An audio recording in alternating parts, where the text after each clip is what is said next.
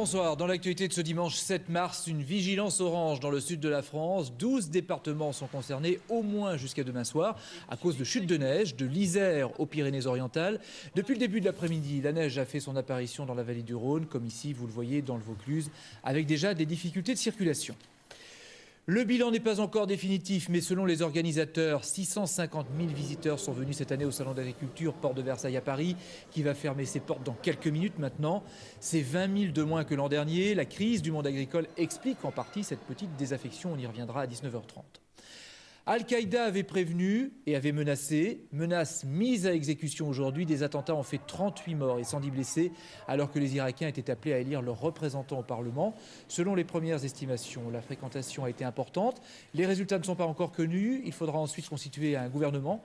Mais le plus dur reste à venir pour tenter de mettre sur pied une coalition. Probablement pas avant l'été prochain. Nous serons en direct de Bagdad à 19h30. Il était la star des journaux télévisés dans les années 70. Roger Giquel est mort aujourd'hui, il avait 77 ans. Ses confrères lui rendent hommage et soulignent à la fois le professionnalisme de Roger Giquel et ce qu'il a apporté aux 20h en personnalisant l'information.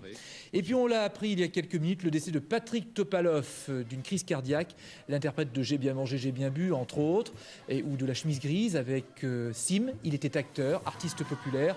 Il était à l'affiche de la tournée H tendre et tête de bois actuellement. On y reviendra sur ces informations à 19h30. Tout de suite, l'actualité dans votre région. Bonsoir à tous. Dans quelques minutes, votre journal Bretagne et Pays de la Loire. Voici les titres que nous développerons à 19h. Nous reviendrons nous aussi sur l'hommage rendu à Roger Giquel, un homme qui a marqué l'histoire du journal télé en France. Le présentateur vedette s'est éteint hier à l'âge de 77 ans et il avait terminé sa carrière sur notre antenne à France 3 Ouest avec une émission hebdomadaire qui s'appelait En flânant, une émission dans laquelle il retrouvait la Bretagne de son enfance. Roger Giquel avait également écrit plusieurs ouvrages sur la Bretagne. Nous entendrons un de ses anciens collègues pour évoquer son souvenir.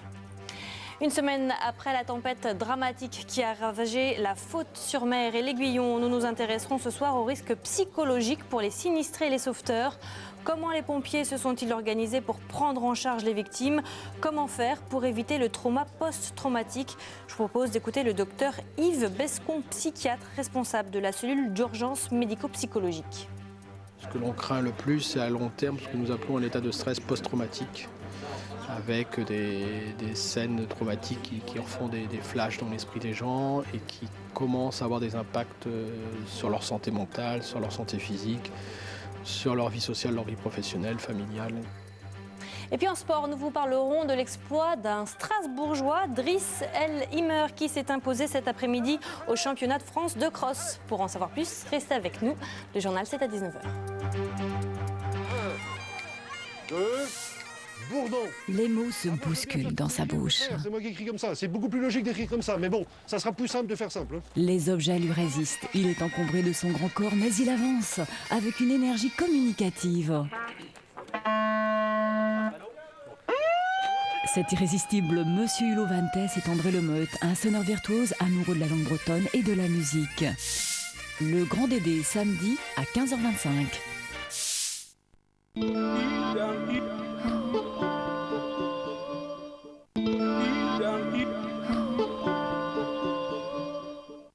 Que vous soyez, même loin des villes, passez au numérique. En toute simplicité, grâce au satellite. Pour zapper vos problèmes de réception, équipez-vous d'une parabole et d'un terminal TNT Sat et recevez toutes les chaînes de la TNT gratuite. TNT Sat, la TNT gratuite par le satellite.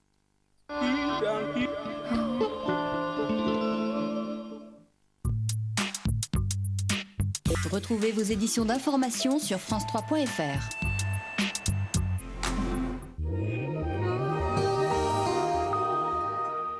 L'anticyclone 2035 hectopascal centré sur la mer du Nord se décale lentement vers les îles britanniques. Les conditions restent anticycloniques et le flux très soutenu d'est à nord-est. Tout cela ressemble encore à l'hiver. Dégelé pour demain matin avec un ciel bleu azur et un temps ensoleillé sur l'ensemble de la région avec toujours ce vent glacé de nord-est assez fort dans les terres avec des rafales à 50 km/h et fort sur le littoral pouvant atteindre les 80 km/h. Nous aurons quelques nuages inoffensifs en matinée sur la Vendée. Peu de changements pour demain après-midi, le temps restera lumineux avec un soleil radieux dans une ambiance polaire. Puis en fin de journée, des nuages arriveront en bordure de Manche. Le vent de nord-est sera toujours aussi fort, accentuant la sensation de fraîcheur. Restons couverts demain matin avec des températures négatives de -3 à -1 degré et localement 0 ou 1 degré en bord de mer. Puis il fera au maximum de la journée 5 à 8 degrés, ce qui est particulièrement froid pour la saison. Côté marine, avis de grand frais, vent d'est à nord-est 5 à 6 Beaufort avec rafale, atteignant 7 en Manche et au sud de la Loire passagèrement le matin. Mer localement forte en Manche.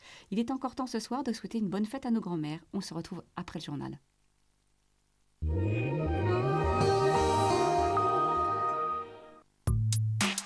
Retrouvez votre météo sur France3.fr.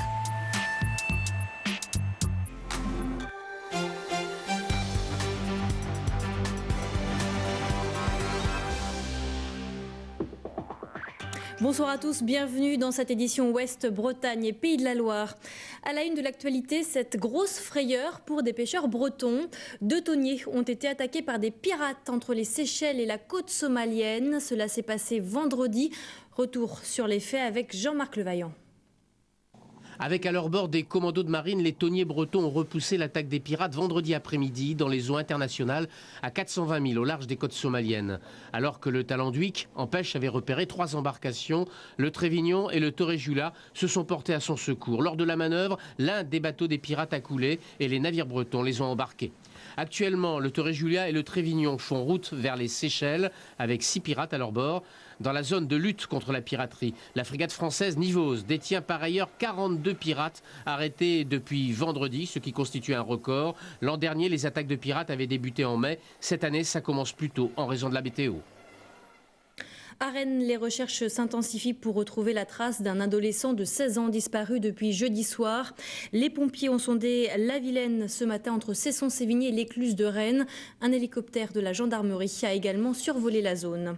Et puis cette autre information, la mise en examen aujourd'hui et l'incarcération du meurtrier présumé qui avait poignardé le 2 février dernier un passant dans les rues de Saint-Brieuc. C'était une figure de la télévision. Roger Giquel, présentateur vedette des années 70, est mort hier d'un infarctus. Il avait 77 ans. Amoureux de la région Bretagne, il avait d'ailleurs terminé sa carrière sur notre antenne France 3 Ouest. Thierry Brier et Larbi Benchia.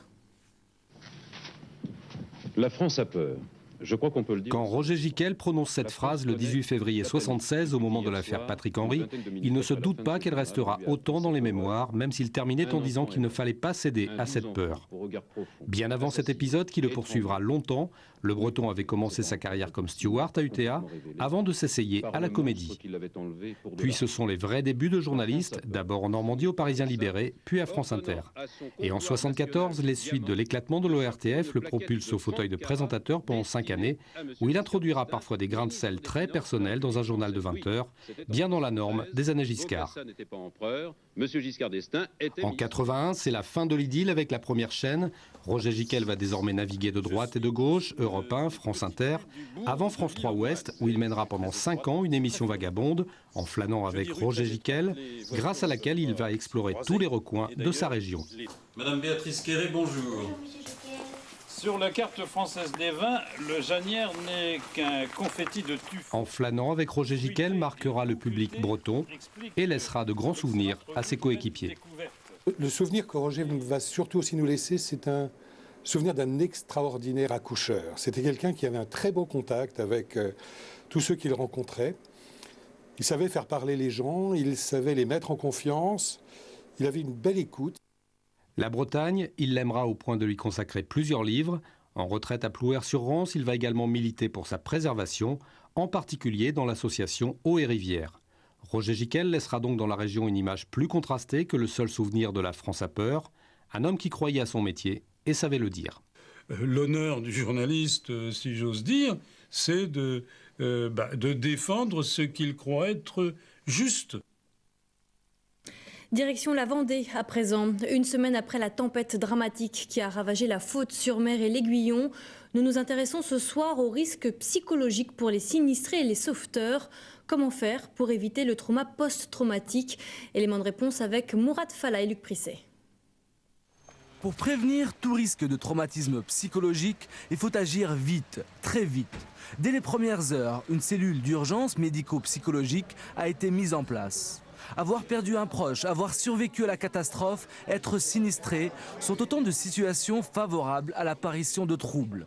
Pour les psychiatres, plus on intervient rapidement et plus on diminue les risques de séquelles psychologiques durables. Ce que l'on craint le plus, c'est à long terme ce que nous appelons un état de stress post-traumatique, avec des scènes traumatiques qui en font des flashs dans l'esprit des gens et qui commencent à avoir des impacts sur leur santé mentale, sur leur santé physique, sur leur vie sociale, leur vie professionnelle, familiale. Et le risque de stress post-traumatique ne concerne pas une catégorie de la population en particulier. Un événement psychotraumatique peut atteindre tout le monde. Voilà. Après, c'est sûr qu'il peut y avoir des facteurs aggravants. C'est vrai qu'être une personne âgée, ça peut être un facteur aggravant, mais ça peut atteindre. Personne n'est indemne d'un événement psychotraumatique. Y compris les sauveteurs, y compris les pompiers, y compris les médecins, y compris les gendarmes. Tous ceux qui interviennent, personne ne peut sortir indemne de ce genre de choses et ça peut atteindre tout le monde. Pour les pompiers, une cellule d'écoute a également été organisée. Et si les sauveteurs nautiques qui ont secouru des victimes et évacué des corps sans vie courent un risque certain, il y a aussi tout le personnel du 18. Ils ont eu un afflux d'appels complètement extraordinaire, exceptionnel, jamais vécu, avec des appels de détresse majeurs, des gens qui disaient j'ai l'eau chez moi, je ne peux plus respirer, venez vite, mon enfant va mourir, mes enfants sont dans l'eau, je ne vois plus mon père, je suis dans le noir, etc. Des détresses majeures. Et avec surtout quelque chose qui sort complètement du champ habituel, c'est qu'on n'est pas devant un appel que l'on gère tranquillement, avec lequel en face duquel on met des moyens, on envoie un véhicule sapeur-pompier. On est là devant une multitude d'appels par rapport auxquels on ne peut pas répondre tout de suite. On n'a pas la réponse immédiate. Une semaine après le drame, les opérations de sauvetage sont terminées. Les différentes cellules psychologiques, elles, sont toujours opérationnelles et devraient s'inscrire dans la durée. Les châteaux du Maine-et-Loire sous haute surveillance des pompiers. Depuis que le logis royal du château d'Angers a été ravagé en janvier 2009 par un incendie, eh bien les autorités organisent de plus en plus souvent des exercices incendie sur les sites classés. Ce matin, c'était le château de Serran à Saint-Georges-sur-Loire qui s'est retrouvé en fumée. Éric Aubron et Luc Prisset. Allô, ici, le château de Serran, vous pouvez venir, il y a vite, il y a le feu. Le feu en question est en fait simulé avec de la fumée au premier étage du château. À l'arrivée de secours, quelques minutes plus tard, pas de sirène hurlante donc, mais l'exercice est toutefois mené dans les conditions réelles avec 50 pompiers venus des casernes alentours. Il y a un premier détachement qui arrive, qui prend les mesures de conservatoire et les réactions immédiates, donc les reconnaissances, l'attaque du sinistre. Et puis au fur et à mesure des besoins, on envoie des renforts. L'action des pompiers est pilotée de l'extérieur de ce poste de commandement mobile. Un an après l'incendie survenu au château d'Angers, l'objectif est de sécuriser les principaux sites historiques du département, d'autant que chaque bâtiment nécessite une intervention spécifique.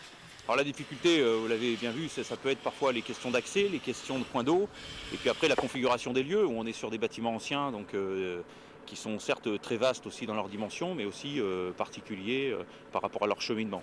Le château de Serran abrite l'une des plus importantes collections de mobilier classé. Malgré l'urgence, les pompiers vont donc apprendre à évacuer des objets de valeur avec tact, là encore par un exercice de simulation. On ne manipule pas une table n'importe comment, ni un guéridon n'importe comment. On ne transporte pas un fauteuil par les bras, on ne va pas décrocher un tableau aussi d'une manière un peu vive ou inconsidérée. Tout cela sont des gestes qui s'apprennent et des gestes qui se répètent. La manœuvre durera 1h30. Les pompiers repartiront avec une parfaite connaissance des lieux, de quoi rassurer la propriétaire à une semaine de l'ouverture de son château au public. Une autre opération spectaculaire, c'est le rassemblement de 250 chasseurs, étudiants, scouts et militaires hier matin sur les pistes de l'aéroport de Lanbiwe à Lorient. Autant de monde pour une seule mission, capturer un maximum de chevreuils vivants. Explication de Laurence Agatanzi et Philippe Bouget. 15 boîtes appelées sabots attendent légitimement leurs 15 chevreuils. C'est l'hypothèse de départ, la plus optimiste, dirons-nous. Mais si l'animal est vif, il est aussi plutôt malin. Le chevreuil localise toujours les rabatteurs, pas l'inverse. Non, j'en ai pas vu, non. Mais aucun, non, mais ils doivent rester tapés dans les fougères derrière, aux aguets. On peut passer à 2 mètres à côté, ils bougeront pas si on fait pas de bruit, si on va pas les chercher, quoi. Ils sont pourtant 250 à arpenter le terrain côte à côte, prêts à attraper l'un des 35 chevreuils recensés sur la base. Donc on a installé, pour reprendre les animaux, 28 filets de 50 mètres qui sont répartis en 3 lignes. Et des gens, donc on aura des équipes au filet et des équipes de rabatteurs qui vont tranquillement, mais doucement, amener les chevreuils à se prendre dans les filets. La phase 1 de l'opération terminée, c'est un succès total chez les chevreuils qui ont su éviter tout contact avec l'être humain. Allez, allez,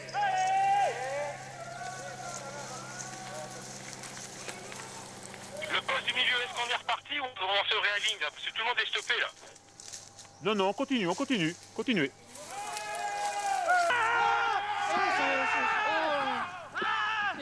La phase 2 voit la revanche des rabatteurs. 5 chevreuils sont capturés, arrêtés en pleine course par les filets. Sitôt bloqués, les chasseurs se jettent sur l'animal pour l'immobiliser et l'empêcher de se blesser. Le chevreuil sera relâché ensuite à une centaine de kilomètres, là où il ne gênera plus les activités de la banne. C'est vrai que la présence de ces gentils petits animaux faut quand même peser un risque important sur la sécurité des vols.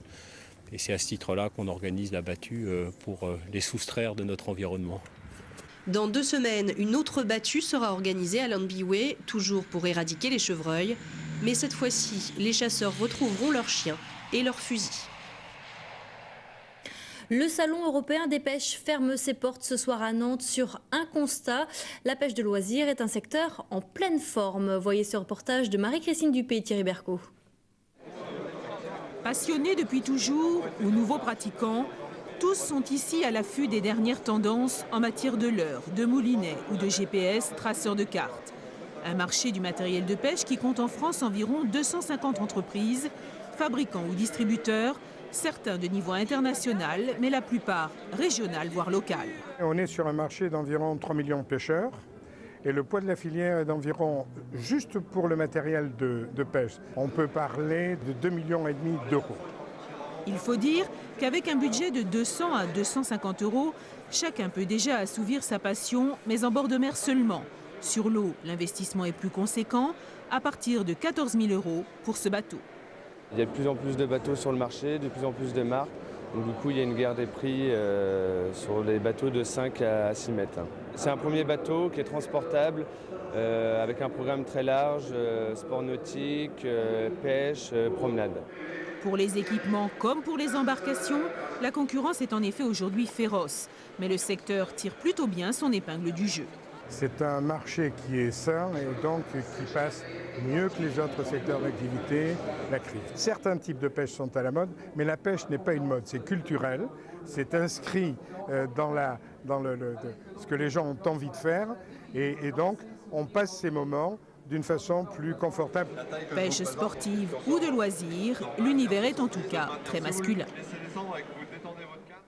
Et c'est l'heure de retrouver notre page des sports du dimanche soir avec vous, Marion Neumann. Bonsoir. Bonsoir Émilie, bonsoir à tous. Alors l'événement sportif du week-end dans l'Ouest, c'était les championnats de France de cross cet après-midi en Vendée. Et oui, il voulait rentrer dans l'histoire du cross français en étant le premier à remporter 8 titres. C'est chose faite. Driss Alimer s'est imposé cet après-midi à La Roche-sur-Yon en devançant le Sartois Abdelatif Mefta. Un succès sans suspense puisque le Strasbourgeois a mené tout au long de la course. On revient sur cet exploit avec Olivier Quentin et Mourad Fallah. Ouais, je le dédie à Tijon. Voilà, et je le dédie aussi aux gens sinistrés de la région. Il a la forme, Driss, il a aussi la classe des grands. Cette course qui lui donne son 8e titre de champion de France, il l'a dominé tranquillement dans le groupe de tête dès le début, sans stress, comme si c'était évident que personne ne lui volerait la victoire. Ça fait plaisir de décrocher un titre de plus, mais aussi je voulais marquer un petit peu l'histoire des crosses français. Peut-être, comme je disais, peut-être dans 20 ans, 30 ans, on se souviendra encore de moi. Sans doute, sans doute. À l'arrivée, après 35 minutes dans le vent et le froid, il se retourne et s'assure de sa domination. Derrière lui, le Sartois Abdelatif Mefta. Je suis content pour cette perte. J'étais un petit peu malade, j'ai la fièvre un petit peu. Mais j'essaye quand même pour faire bonne performance et je suis très content. Chez les femmes, c'est Fatima Yvelin de Martigues qui l'emporte. La Bretonne Sandra Levenez de Carhaix est 3e. Et maintenant, du côté du foot, eh bien, c'est plutôt un bon week-end pour les équipes de l'Ouest. Oui, on commence avec 2 résultats tout frais en Ligue 1. 2 matchs viennent tout juste de s'achever. Les joueurs du Mans se déplaçaient à Grenoble, la Lanterne Rouge, 2 équipes relégables. Et dès la 2e minute, Grenoble a ouvert le score avec un but signé Accrour. Au retour des vestiaires, les Manceaux ont réagi avec une belle frappe du droit de l'attaquant Maïga. Score final qui n'arrange personne, 1-1. Autre match en retard de cette 28e journée de championnat, Marseille-Lorient. Les Merlus installés en milieu de tableau ont encaissé le premier but de la partie juste avant la mi-temps. Et c'est Niang qui a trompé au dard du gauche. En seconde période, Lorient réagit et égalise grâce à son défenseur Koscielny. Match nul plutôt positif pour les Bretons à l'extérieur, là aussi 1-1. Les Rennais, quant à eux, sont rassurés après 3 défaites d'affilée. Ils ont renoué avec la victoire hier soir face à Monaco. Score final 1-0 à l'issue d'un match somme toute ennuyeux. On revient sur cette rencontre avec Patrick Soulabaille et Bruno Van Wassenov.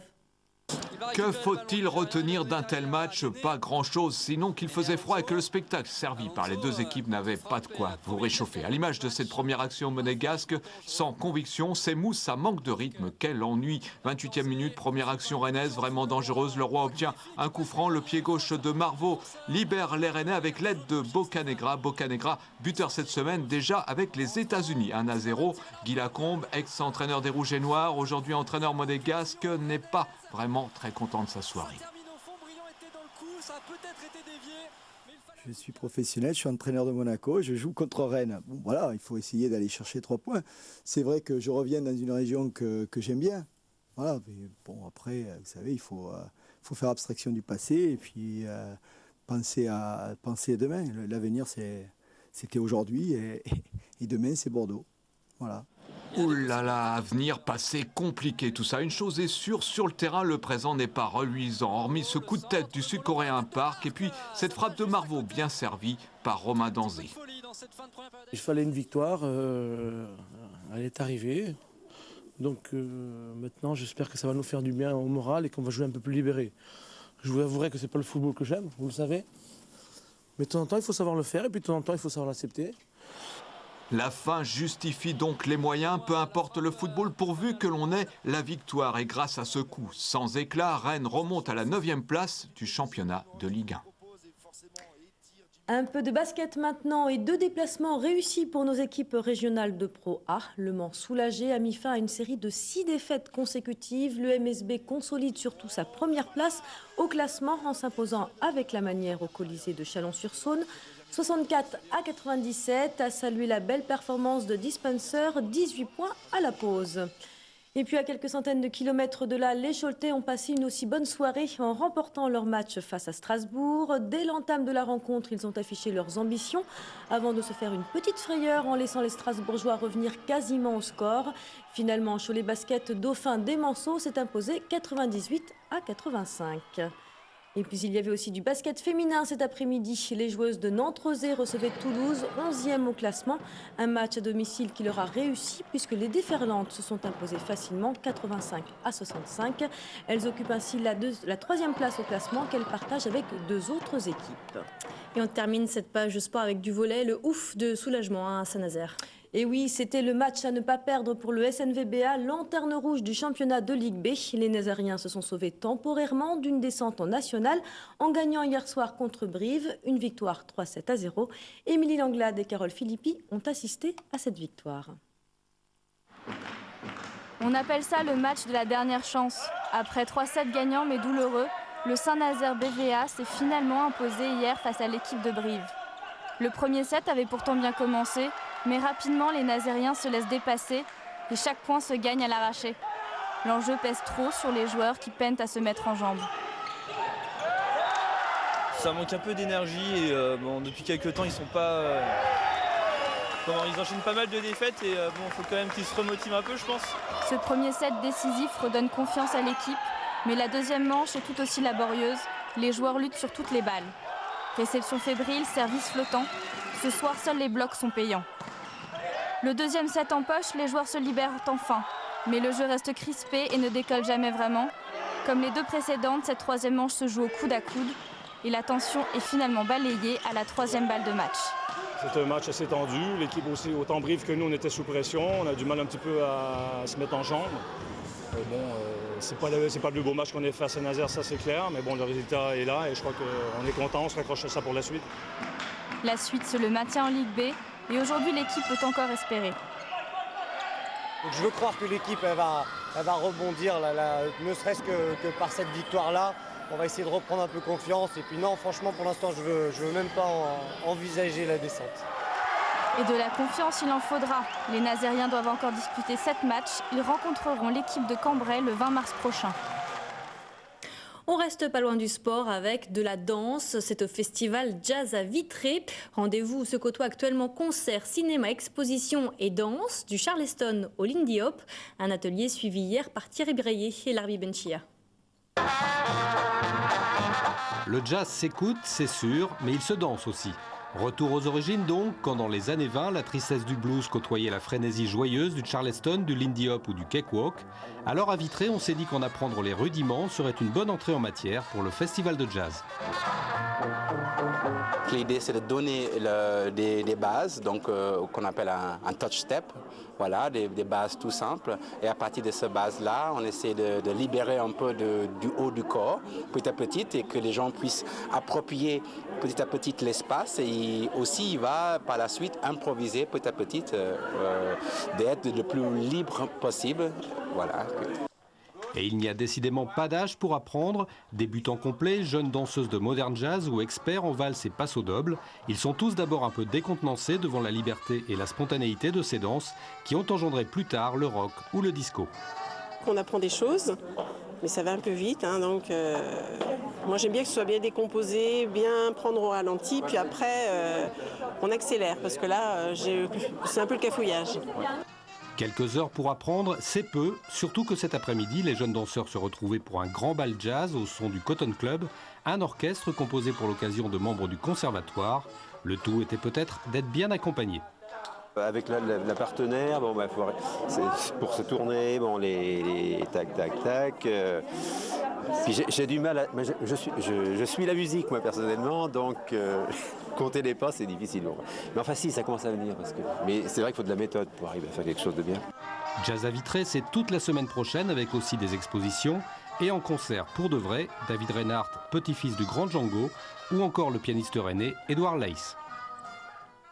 Et on se quitte sur cette image, la joie des musiciens nantais en juin de Pony Pony Run Run, consacré révélation du public de l'année hier aux Victoires de la musique. Le groupe électropop s'est fait connaître avec son titre phare, Hey You. Je vous propose d'écouter leur réaction. Comme prévu, rien de prévu. On n'a pas écrit de discours, on ne s'attendait absolument pas à ça. Donc on remercie le public, vu que c'est quand même la révélation du public. La famille, évidemment, les gens avec qui on travaille, nos familles, nos amis, etc. etc.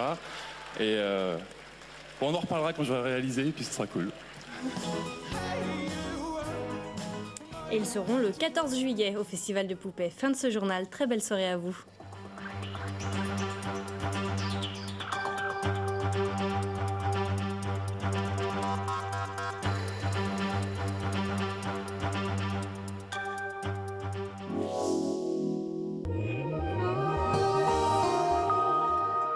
Après un lundi polaire et ensoleillé, nous aurons mardi matin un temps très nuageux au nord de la Loire, avec des crachats en bord de Manche. Et au sud de la Loire, un temps ensoleillé qui s'élargira l'après-midi à toute la région. Le mercure remontera un peu. Soleil d'hiver pour mercredi, avec un temps sec et toujours frais, et un vent de nord-nord-est assez fort. Première lueur du jour attendue à 7h38. Très belle soirée à tous.